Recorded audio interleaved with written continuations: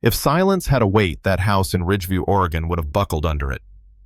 I was mopping a kitchen big enough to park a pickup in chrome everywhere espresso machine that looked like a rocket, and not a single sound except the mop sliding like a tired sigh. Second week on the job, night shift. Of course, no one hires a 40-something ex-tour drummer to smile at guests. They hire you to disappear. So I did. Until the buckets started talking. I'd tucked 2 plastic buckets beside the pantry, one green, one white, wasn't thinking about them, till the green one tipped, spun slow on its rim, and came to a stop facing the hallway like it had eyes. That's when I saw them. 2 little girls, pajamas, 2 short hair tangled, watching me like I'd crawled out of a radio they couldn't hear.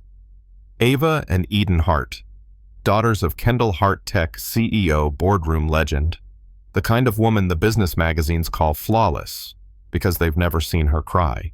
"Shouldn't you 2 be asleep?" I asked. Nothing. Not a blink. They were deaf. I'd been told born into a world with no sound, then taught to walk. Careful, speak. Careful. Feel careful. I knelt, tapped the green bucket with a knuckle. Thum, low, round a vibration I could feel in the tile. Both girls flinched like a breeze had moved the lake.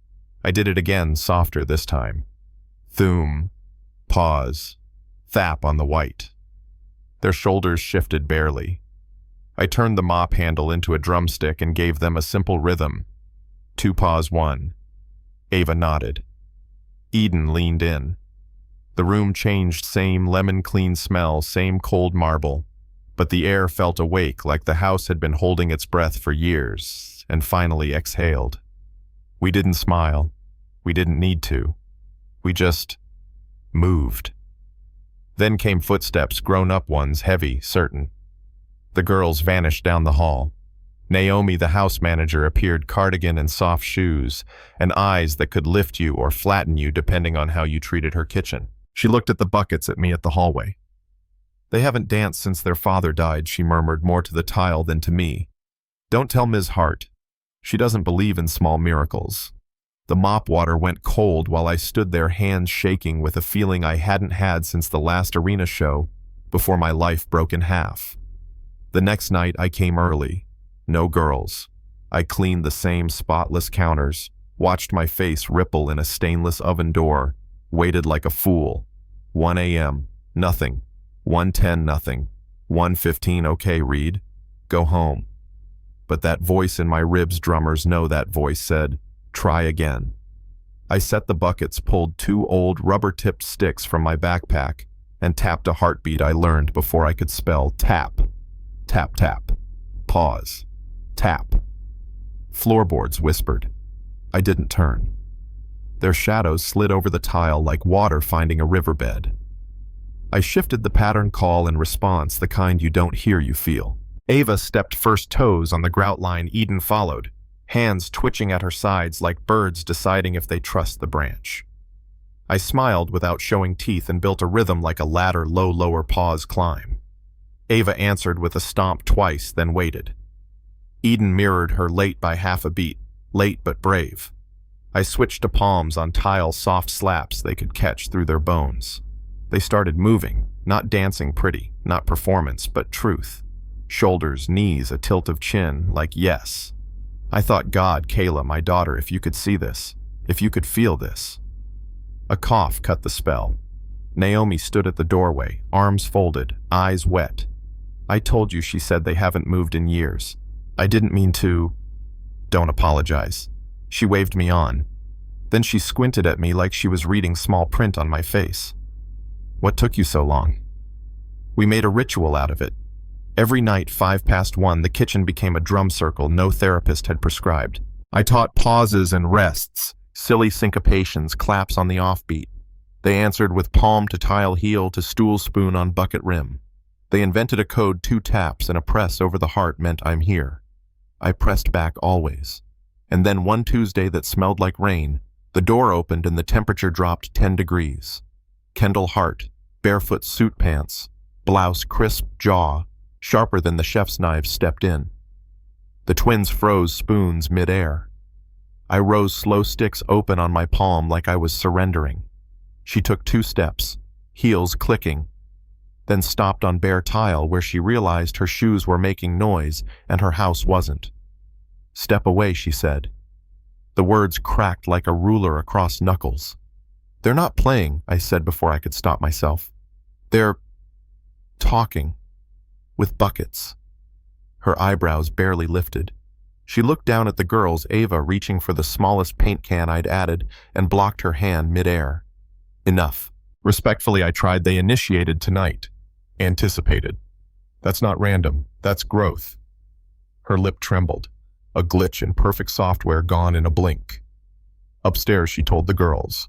They obeyed soldiers retreating. When their feet disappeared, she turned back to me. "You don't understand protocols. My daughters have years of therapy specialist equipment. And you? Think. A mop handle beats all of that." "I think they moved," I said quietly. "I think they felt safe."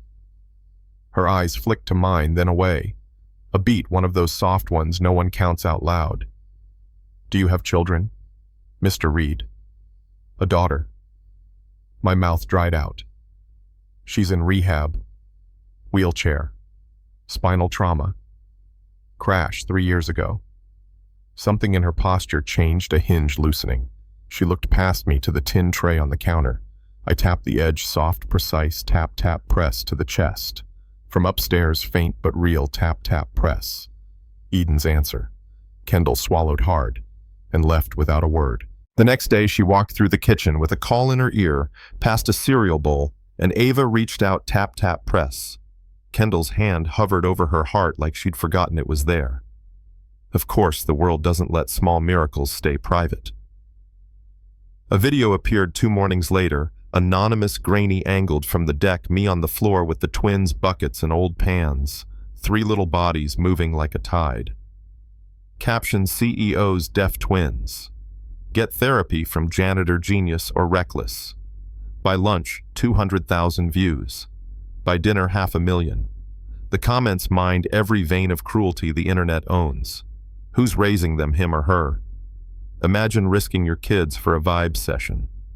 My phone lit up with a text from Naomi board meeting. Brace. They sat her at the end of a glass table, 12 suits, one named Cole Whitaker, with a watch that could fund a food pantry for a year. Optics, he said, clicking his pen. Our investors don't pay for bucketry. Investors don't raise children, Kendall said, voice calm but ironed. I do. You hired a custodian to perform unsanctioned experiments. I wanted to hate him. The truth. He was just saying out loud what the rest thought. That night, Kendall found me wiping down a counter like it had done something wrong. She stood in the doorway like she wasn't sure she was allowed to enter her own kitchen. They want someone to blame, I said. Do you deserve it? She asked. Not cold, just honest. Probably, I said. But the girls don't. The next morning I was gone. It's what men like me do when the room tilts. We grab our duffel and ghost before anyone decides for us. The house went quiet again, the bad kind. Naomi told me later the twins dragged pans to the floor at sunset and tapped the same pattern we built, tap, tap, press, over and over like prayer beads. Kendall lasted 3 nights. On the 4th, someone knocked on the door of my cheap motel, tap, tap, press. I opened to a woman with wind in her hair and panic in her eyes. I don't want your forgiveness, she said. I want your truth. What truth? That I pushed you out because I was terrified of what I couldn't measure, she said, voice almost steady. That my daughters are saying more with your buckets than they ever did in a dozen clinics. That I was wrong. She pulled a tiny spoon from her pocket. They said this one is your laugh. I laughed, a short, broken thing, and it was. We went home before morning, got brave. I walked into that kitchen with my mop and my duffel and 3 bracelets I'd made in a motel chair. Soft leather bands with metal plates etched with our code. 2 dots and a line, a shorthand for tap, tap, press. Ava and Eden ran, no sound, no words, just arms around my waist, fists tapping against my legs, tap, tap, press. I pressed back. Kendall stood there. No heels, no armor, just a mother who'd decided control could wait. I owe you, she started. You owe them, I said, and you paid in full by coming to get me. We built something big out of cheap things, paint cans and old trays, plastic bowls, a colander that sang when you slid a spoon across it. We moved to the sunroom. The light there felt like a drummer's count-in. Naomi shook a jar of dried beans like a maraca and pretended she wasn't smiling. And then, because some stories deserve an audience that doesn't care about optics, we brought Lucy, my daughter, on a Saturday afternoon. Streamers on her chair, yellow blanket over her legs, hands that remembered. Ava placed a spoon in her lap.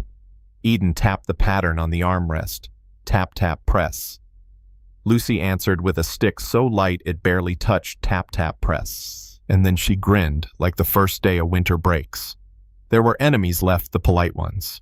Dr. Burke at the pediatric clinic adjusted his glasses and said, "There's no measurable improvement in auditory processing. Your observations are anecdotal,